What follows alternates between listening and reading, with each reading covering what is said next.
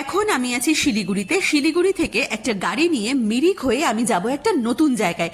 সেই জায়গাটা হচ্ছে ভারত নেপাল বর্ডারে, এবং যেহেতু আমরা বর্ডারেই থাকবো, ওখান থেকে একটা ছোট্ট রোড পারমিট নিয়ে গাড়ি করে কিন্তু পুরো নেপাল ঘুরে আসা যেতে পারে। তো বর্ডারে আমি যে হোমস্টেতে থাকবো সেখানকার পরিবেশ কেমন, সেই হোমস্টেটা কেমন, এবং সেখানে থাকলে কেমন লাগবে, কি কি ফেসিলিটি পাওয়া যাবে, সেই সবটা আমি তোমাদের সাথে শেয়ার করব। তো চলো আমার সাথে থেকো। এখন চলেছি আমি মিরিকের দিকে। এখন আমি দুধিয়া নদীর ওপরেই আছি। আমি পাশের ওই ব্রিজটাও দেখলাম, যে ব্রিজটা বন্যার সময় ব্রিজ ভেঙে সমস্ত কিছু ভাসিয়ে নিয়ে চলে গেছিল। কি ভয়ঙ্কর অবস্থার সম্মুখীন হয়েছিল তখন সবাই, যারা তখন ওখানে ওই সময় উপস্থিত ছিল। আমি সেই ব্রিজটার ওখানে কাজ চলছে দেখলাম। এখনো পাশ দিয়ে একটা রাস্তা করে দিয়েছে, যে রাস্তা দিয়ে আমরা গেলাম মিরিকের দিকে। আর ওই ব্রিজের ওই পাশটাতেও, মানে ব্রিজের পাশেও একটা নতুন ব্রিজ বানানোর কাজও চলছে দেখলাম। খুব তাড়াতাড়ি হয়তো সবটা আবার আগের মতোই হয়ে যাবে। আমি সেই ব্রিজটার ছবিটা তুলতে পারিনি, মানে নিজেই দেখাতে এতটাই অভিভূত ছিলাম যে আর ছবি তোলার কথা আমার মনেও ছিল না। তো যাই হোক, এখন তো পাহাড় যথারীতি শান্ত। সেই সময় যারা ফেস করেছে তারাই জানে যে পাহাড়ের ভয়ঙ্কর রূপ সেটা যে কি হতে পারে, সেটা আমি আর কল্পনা করতেও চাই না। আশা করি সব কিছু তাড়াতাড়ি আবার নতুন হয়ে যাবে। এখন আমরা আছি মিরিক লেকে, বোটে বসে আছি, বোটিং করছি। ভিডিওটা ঘুরাই একটু। এই যে ফুল লেক ভিউ,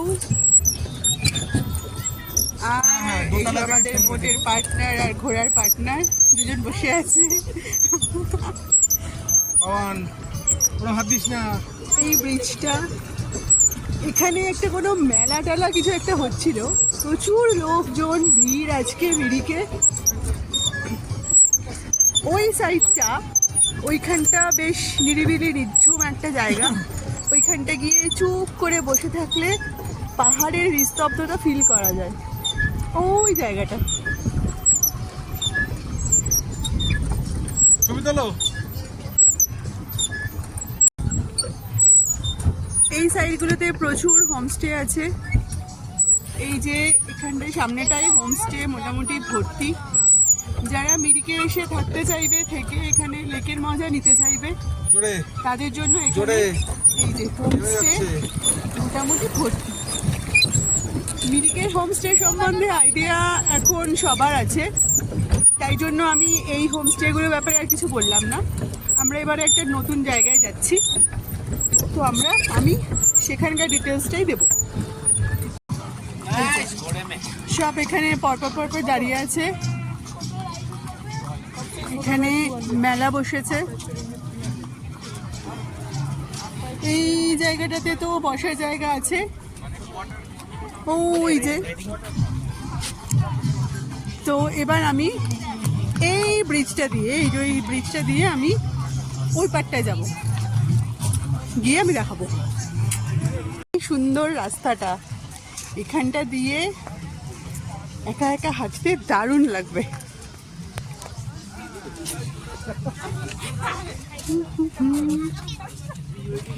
এই তো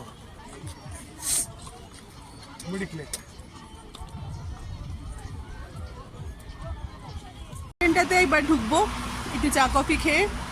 ওইখানে আমাদের গাড়ি পার্ক করা আছে, এই যে এই দুটো। তো একটু চা কফি খেয়ে তারপর আমরা সেই নতুন জায়গায়। এই যে রেস্টুরেন্টটা, আর এই হচ্ছে মেনু লিস্ট। এই যে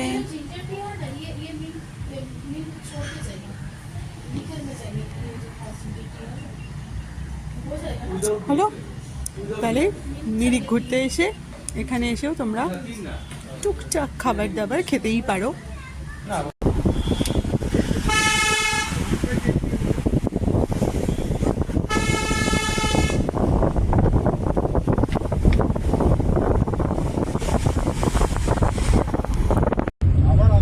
মিরিক হয়ে শুরু হলো আমাদের যাত্রা। আমি ছোট ছোট কিছু ইনফরমেশন দিতে যাই, না হলে পরে কোনটা যে মিস হয়ে যাবে আমি বুঝতে পারছি না। আমরা যেখানে যাচ্ছি সেই জায়গাটার নাম গুফা পাতাল। শিলিগুড়ি থেকে এখানে পৌঁছতে, মানে গুফা পাতালে পৌঁছতে সময় লাগে 4 ঘন্টা মতন। জায়গাটা পাহাড়টা ৭,৫০০ ফুট উঁচুতে, তার জন্য কিন্তু প্রচণ্ড ঠান্ডা। ডিসেম্বর মাসে আমি যে সময় গেছিলাম ২৭-২৮ তারিখ নাগাদ, ওখানে ওয়েদার ছিল সকালবেলা ৯-১০ মতন আর রাত্রিবেলা কিন্তু ৩-৪ মতন। তার মানে বুঝতেই পারছেন প্রচণ্ড ঠান্ডা। সকালবেলা ওখানকার ভিউ ভীষণ সুন্দর। সকালবেলা ঘুম থেকে উঠে জানলার পর্দা সরিয়ে কিন্তু পুরো কাঞ্চনজঙ্ঘার রেঞ্জ দেখতে পাওয়া যায় এবং সেটা একদম কাছে, মনে হবে হাত বাড়ালেই আমি কাঞ্চনজঙ্ঘাকে ছুঁয়ে ফেলতে পারবো। তো তোমরা যদি কখনো সময় করে আসতে পারো, যারা পরিবেশের নিরিবিলি নির্জনতা পছন্দ করো, তাদের কিন্তু দারুণ লাগবে। আমরা আছি গুফা পাতালে। এই রেস্টুরেন্টটা আমি পরে দেখাচ্ছি, আগে অন্য একটা জিনিস দেখিয়ে নিই। হ্যাঁ, এটা একটা ডোম, এই হচ্ছে এটার ভিউ। আমি ডোমটা দিয়ে ঢুকছি। এই যে এটা হচ্ছে ভিতরটা, এই যে এখান দিয়ে বাইরেটা দেখা যায়, চারপাশে পাহাড়। এখন 3:30 বাজে বলে মেঘে ঢেকে গেছে পুরো। আমি কালকে সকালবেলা ভিডিও করে দেখাবো আবার, এখান থেকে পুরো কাঞ্চনজঙ্ঘা দেখতে পাওয়া যায়। এটা বেড, এখানে ওয়াশরুম,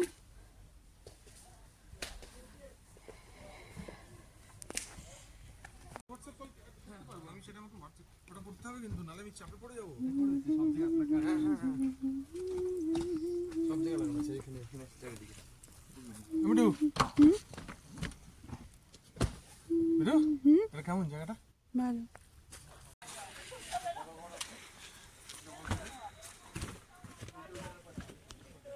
এবারে আমরা যাব আমাদের হোমস্টেগুলোতে, ঘুরে দেখাবো। তো চলো।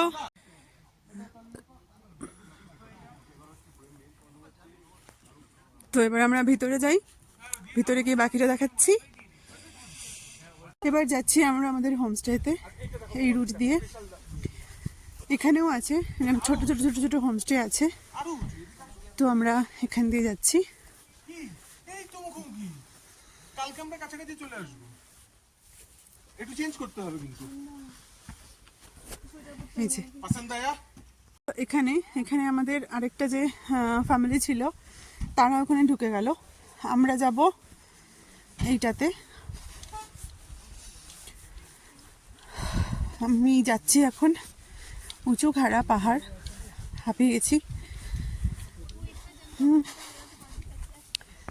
এই যে দেখো কেমন কুয়াশা, পুরো ঢেকে গেছে একদম মেঘে কুয়াশাতে।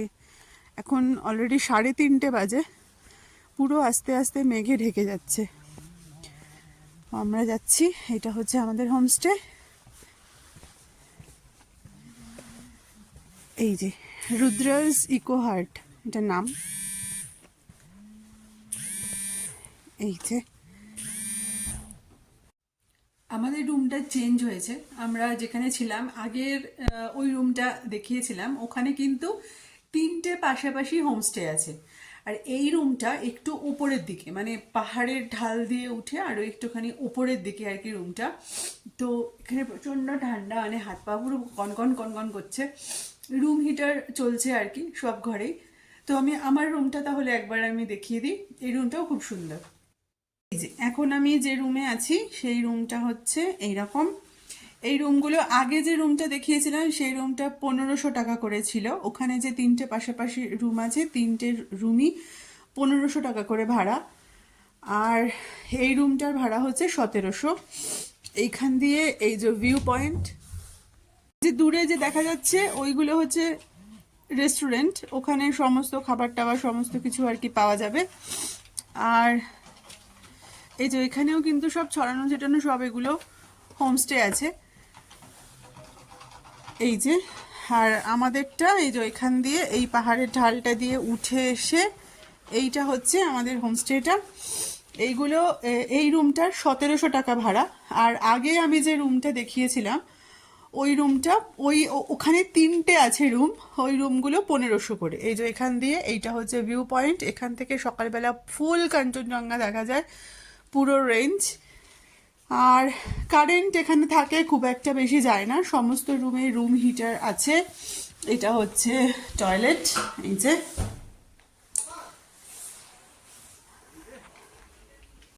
এখন চারপাশটা কিরকম হয়ে আছে দেখো, এই যে প্রচন্ড ঠান্ডা। ওই যে ডোমটা দেখতে পাওয়া যাচ্ছে, ডোমের ভাড়াটা আমি তোমাদেরকে পরে বলে দেব, আমি এখনো অবধি জানি না। আর এইগুলো হচ্ছে ওই যে আগে যে হোমস্টেগুলো দেখিয়েছিলাম, যেগুলো বললাম আমি 1500 টাকা করে, আগে আমি যে রুমটা দেখিয়েছিলাম, এখানে কিন্তু 3টে পরপর রুম আছে। রুমগুলো একই রকম, আমি একটা রুম যেরকম আর কি দেখিয়েছি সেরকমই এই 3টে রুম। তো এই রুমগুলো 1500 করে। আর এইখান দিয়ে এইখানে একটা আছে রুম, এইটাও 1500 করে। আর এইখান দিয়ে উঠে গিয়ে আমাদের রুমটা যেটা আমি দেখালাম। আর এইটা যেটা দেখতে পাওয়া যাচ্ছে, এই যে আমি যেদিকে আমি ক্যামেরা ধরে আছি আর কি, হাঁটছি সোজা, এখানে একটা দোকান আছে, ওই দোকানে চা কফি জল এইসব পাওয়া যায়। আর এই রেস্টুরেন্টটা হচ্ছে দাঁড়াও দেখাচ্ছি, চারপাশের অবস্থা মানে পুরো কুয়াশা ভর্তি হয়ে গেছে। ওই যে রেস্টুরেন্টটা দেখতে পাওয়া যাচ্ছে, ওইখানে ওদেরকে যা বলা হয় ওরা মোটামুটি বানিয়ে দেয়, শুধু মাছটা এখানে কিন্তু পাওয়া যায় না। আমাকে তো এখানে দেখতেই পাওয়া যাচ্ছে না, তবু আমি ভাবলাম আলো আঁধারির মধ্যে আমাকে দেখতে কেমন লাগে সেটা একটু তোমাদেরকে দেখাই। কয়েকটা ইনফরমেশন আমি দিয়ে রাখি, মাছ কিন্তু এখানে অ্যাভেলেবেল নয়। মাছ যদি তোমরা খেতে চাও তাহলে নিচ থেকে আসার সময় কিনে নিয়ে এলে ওদেরকে দিলে ওরা রান্না করে দেবে। আদারওয়াইজ চিকেন ডিম এগুলো ওদের কাছে অ্যাভেলেবেল। আর হোমস্টের ভাড়া পার হেড পার ডে 1500 টাকা 1700 টাকা এইরকম, তার মধ্যে 4 বেলা খাওয়া চা কফি এগুলো ইনক্লুড।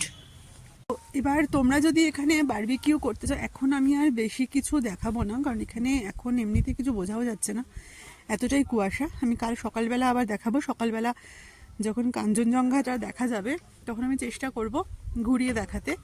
এখানে বারবিকিউ করা যায়, মানে ওদেরকে বললে ওরাই সমস্ত কিছু ব্যবস্থা সব কিছু আর কি করে দেবে। তো এখন ভিডিওটা আমি এখানে শেষ করছি, বাকিটা আমি আবার কাল সকাল থেকে দেখাবো। এখন এখানে বারবিকিউ চিকেন চলছে। বারবিকিউ চিকেনের জন্য 1 কেজি চিকেনে 350 টাকা করে এক্সট্রা লাগবে। মানে রুমের চার্জ কত পড়বে 4 বেলা থাকা খাওয়া ইনক্লুড করে সেটা তো আমি বলেই দিয়েছি। বারবিকিউ যদি করতে চাও তাহলে 1 কেজি চিকেনে 350 টাকা এক্সট্রা দিতে হবে। আরেকটা হচ্ছে রুম হিটার যদি তোমরা নাও তাহলে 200 টাকা পার ডে এক্সট্রা লাগবে। এছাড়া গিজার এখানে অ্যাভেলেবেল। এখানে এটা ফায়ার প্লেস করার জায়গা আছে, সন্ধেবেলায় এই ফায়ার প্লেসের চারপাশে চেয়ার নিয়ে বসে চা কফি বারবিকিউ খেতে খেতে আগুন পোহানোর কিন্তু একটা আলাদাই মজা আছে। কালকে আমি রাত্রির ভিউ দেখিয়েছিলাম, এবার আজকে সকালের ভিউটা দেখাবো। তার আগে বলি যে আমরা আজকে সকালবেলা উঠে, সকাল মানে আমার কাছে 9টা বেজেছিল আর কি, তখন 9টার সময় উঠে আমরা এইখানে মানে হোমস্টের একদম এইখান দিয়েই আর কি পুরো কাঞ্চনজঙ্ঘা ভিউ দেখেছি। ভীষণ ভালো, অসাধারণ ভিউ, মানে ফুল রেঞ্জ দেখা যাচ্ছে, এমনকি পিছন দিক থেকে এভারেস্টও আর কি দেখা যাচ্ছে, মানে ভীষণ ভালো ভিউ। তবে আমার ক্যামেরায় অতটা আসবে না, তার জন্য সেটা আমি আর দেখালাম না। আর এখন আমরা যাচ্ছি সাইট সিনে, ওরা 6টা 7টা মতন সাইট সিন আর কি করাবে। সেগুলো কি কি করাবে সেটা তো আমি ঘুরতে ঘুরতে ছবি আর কি দিতেই যাব ভিডিও। ওরা এখান থেকেই আর কি গাড়ি দিয়ে দেয়, বড় গাড়ি নিলে, আমরা যেহেতু 7 জন আমরা একটা বড় গাড়ি নিয়েছি, বড় গাড়ি নিলে 4200 টাকা। আর ছোট গাড়ি নিলে মানে 4 জন যদি আর কি মেম্বার হয়, ছোট গাড়ি নিলে তাহলে 3200 টাকা করে পড়বে। তার সাথে কিছু চার্জ আছে, 140 টাকা একটা বললো, কিসের চার্জ বোধহয় নেপালের বর্ডার ক্রস করার জন্য ওরা একটা কিছু পাস আর কি বানিয়ে দেয় সেইটা, আর একটা কিসের আর কি রোড ট্যাক্স না এরম কি যেন আছে, খুচখাচ কিছু ওই রকমই আর কি 200 টাকা মতন আর কি পড়বে। তো এই যে এই রাস্তাটা দিয়ে গিয়ে দেখো ভিউটা কেমন লাগছে, চারপাশটা আমি দেখাই। এটা একটা ছোট দোকান, কালকেও দেখিয়েছিলাম যদিও।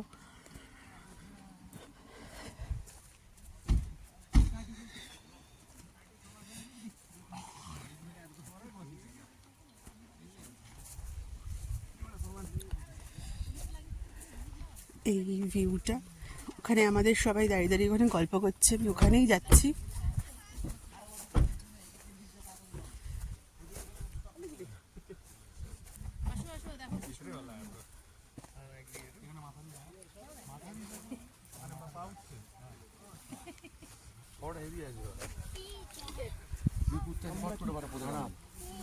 দেখো আমরা কি খারাপ, প্লাস্টিক পড়ে রয়েছে সত্যি, মানে আমাদের মতো অশিক্ষিত জাত। ওই দূরে যেখানে আমি ক্যামেরাটা ধরে আছি ওইখানটায় ওটা কিন্তু কাঞ্চনজঙ্ঘা দেখতে পাওয়া যাচ্ছে। ওই যে আমি জুম করে করে দেখানোর জন্য চেষ্টা করছি, কতটা দেখা যাচ্ছে আমি জানি না, বুঝতেও পারছি না কিছু। আর পাশে একটা টাওয়ার আছে, ওই টাওয়ারে উঠেও সবাই কাঞ্চনজঙ্ঘা দেখে। সামনে পুরো ওটা পাইন বন দেখতে পাওয়া যাচ্ছে, ওখানে নাকি প্রচুর লেপার্ড আছে এবং এই পাহাড়গুলো কিন্তু একটা আরেকটার সাথে কানেক্ট রয়েছে, মানে এখান থেকে হেঁটে হেঁটেই সবাই এই পাহাড় থেকে ওই পাহাড়ে চলে যাচ্ছে আর কি, ঘুরতে ঘুরতে। এই ভিডিওটা আমি পরেও একবার দিয়েছি। আজকে এই জায়গাটা ফাঁকা ফাঁকা আছে, আজকে আমরা সাইট সিনে যাব। চলে এসেছি আমরা আমাদের প্রথম ভিউ পয়েন্টে। মাঝখানে বর্ডারে একবার দাঁড়িয়েছিল, সেখানে আমাদের রোড পারমিট নিতে হলো, ভোটার কার্ড দেখাতে হলো। সেখানে প্রচুর ফোর্স আছে যারা সমস্ত কিছু ডকুমেন্টস চেক করে তবেই কিন্তু গাড়ি নেপালে ঢুকতে দেয়। কিছু দেখতে চাই, সেগুলো নিয়ে আমরা এখন কান্যামে এসছি। এটাই ফার্স্ট স্পট, আমরা নেমেছি। এবার ওখানে গিয়ে একটু মোমো খাবো, খেয়ে তারপরে আর অন্যান্য জায়গাতে যাব। এই জায়গাটার নাম কান্যাম। নেপাল ভ্রমণ শুরু করার পর এটা হচ্ছে আমাদের প্রথম স্পট। ওই উঁচুতে যেটা দেখতে পাওয়া যাচ্ছে ওটাই হচ্ছে স্কাইওয়াক। ওটার নিচে পুরো কাচের গ্লাস করা আছে, ওখান থেকে হেঁটে হেঁটে তুমি যেতে পারো এবং একদম খাদের ধারে একটা দোলনা লাগানো আছে যেখানে বসে বসে তুমি দোল খেতে পারো আর কি। খুব সুন্দর লাগবে, খুব সুন্দর জায়গাটা। এখান দিয়ে যেতে গেলে 220 টাকা করে ভাড়া পার হেড। 100টা সিঁড়ি উঠে ওই স্কাইওয়াকে গিয়ে আর কি পৌঁছতে হবে। আমার প্রচণ্ড পা ব্যথা করছিল বলে আমি উঠিনি, আমাদের গ্রুপের আরও কয়েকজন গেছে। তো আমরা এখন এখানে দাঁড়িয়ে তাদের জন্যই ওয়েট করছি। তারা আসার পর আমি শুনেছিলাম স্কাইওয়াকটা কিন্তু ভীষণ সুন্দর। ওই রকম পাহাড়ের মধ্যে দিয়ে, খাদের মধ্যে দিয়ে, কাচের গ্লাসের ওপর দিয়ে হাঁটতে গেলে একটা কিন্তু প্রচণ্ড একটা থ্রিলিং একটা ব্যাপার আর কি ফিল হবে। তো তোমরা যারা থ্রিল পছন্দ করো তারা কিন্তু যেতেই পারো, ভীষণ ভালো লাগবে। আর ওখানে ওই পাহাড়ের ঢালের মধ্যে বসে বসে দোলনায় দোল খেতেও নিশ্চয়ই দারুণ ভালো লাগবে। তো তোমরা যদি এখানে আসো কান্যামে, তো 220 টাকার বদলে তোমরা এরকম একটা থ্রিলিং অ্যাডভেঞ্চার কিন্তু তোমরা নিতেই পারো। এখানে একটা বুদ্ধ মন্দির আছে, ওই যে ওপরে। আমাদেরকে এইখান দিয়ে যেতে হবে, ওখানে সিঁড়ি করা আছে, ওইখান দিয়ে গিয়ে এই বুদ্ধ মন্দিরটা।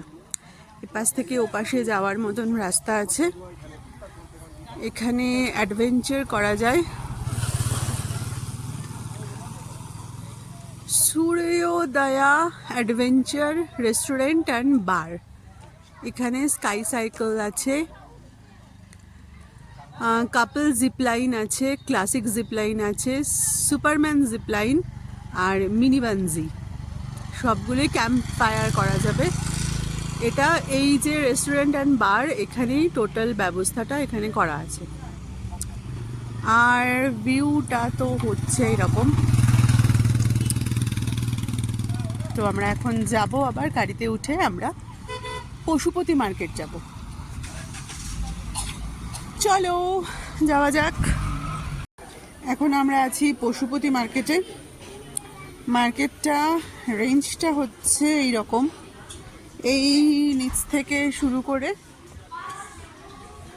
এই যে এখান দিয়ে গিয়ে এই যে এই রেঞ্জ, দুদিকে যেমন এখানে অনেক কিছু এইসব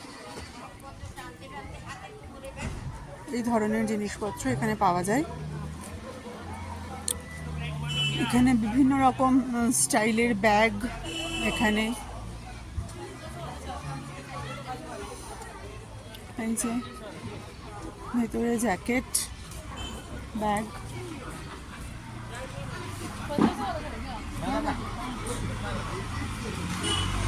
তবে এখানকার রেঞ্জটা কিন্তু বেশ ভালোই বেশি, মানে এই ধরনের জিনিসই আমরা কলকাতাতে এর থেকে হাফ দামে পেয়ে যাই। এখানে আমি কলকাতায় যে জিনিসগুলো আমি 2000 টাকায় পাই সেগুলো এখানে 4500 5000 মতন দাম বলছে, এবং সেটা এখানে বার্গেনিং করার কোনো অপশন নেই, সব কিন্তু ফিক্সড রেট। এই যে দোকান, এখানে এই ধরনের জ্যাকেট,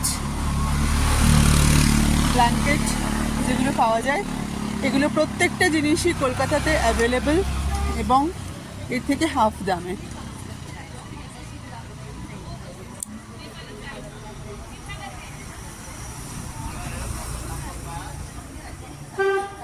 এই ধরনের স্টাইল। ওপাশেও বেশ কিছু দোকান আছে, একই ধরনের কোয়ালিটির জিনিসপত্র এখানে পাওয়া যায়।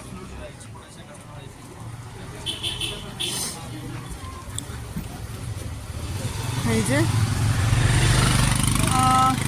ওই দোকানগুলোতে আমি ঢুকে ঢুকে দাম করেছিলাম।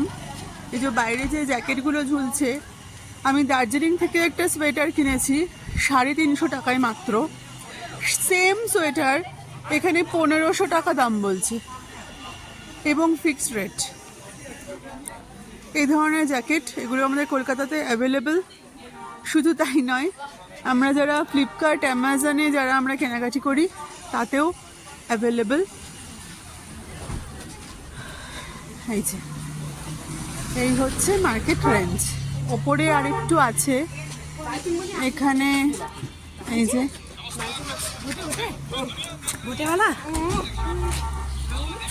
এই হচ্ছে পশুপতি মার্কেট।